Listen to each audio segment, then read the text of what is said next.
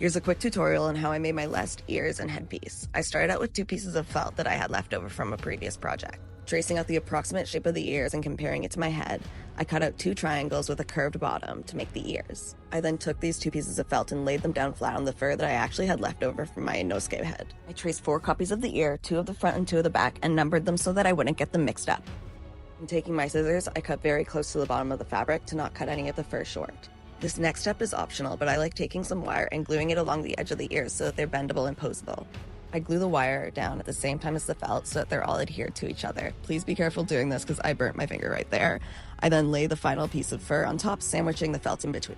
I make sure to press it all down firmly to make sure that the glue is seeped through the fur and the foam. After repeating these steps on the other ear, I glue along the edges and press the fur together so you can't see the seam lines. I bent the ears into shape and then pulled out my shaver to start carving out the inner part of the ear.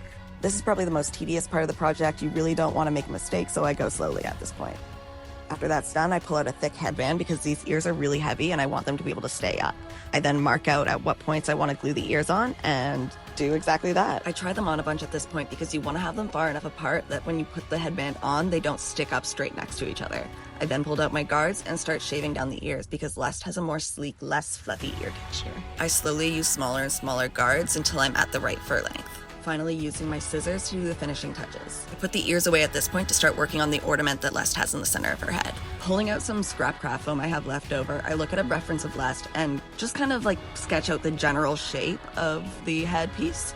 I then trace this headpiece onto another piece of foam, and this is where I'm going to be doing more of the detailed work. This part is harder to explain because I'm kind of just freehanding it, and it's not exactly perfect, but because this was a quick, just like makeup test, I didn't want to use Worbla or more expensive material, and just kind of freehanded the shape and made it as close to the image as I could. This part of the foam work almost feels like sculpting. I'm kind of cutting out bigger pieces and then cutting them down to the size I need. I glued on the little dongles and then cut out foam for the strap that goes between the ears. Once it was all assembled, I pulled out some Mod Podge to seal the entire piece. Tried painting it with some gold acrylic first, but that wasn't really giving what I needed it to give, so I pulled out my airbrush and alcohol ink, and that turned out way better. Took advantage of having my airbrush out and colored the inner parts of the ears a nice blushy pink.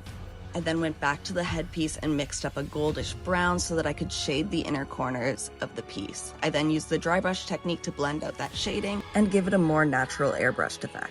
After that, the only step left was to cut out the fabric strips that I need, glued them at an angle so that they would hang right. I also took a little piece of blue fabric and attached a safety pin so I could pin it to the back of the head wrap. I tried it on in the mirror to make sure it was in the right spot and glued it all down. And that was it. I got this whole project done in a day and I really love how it turned out. I hope this helps out some fellow Lest cosplayers. Bye!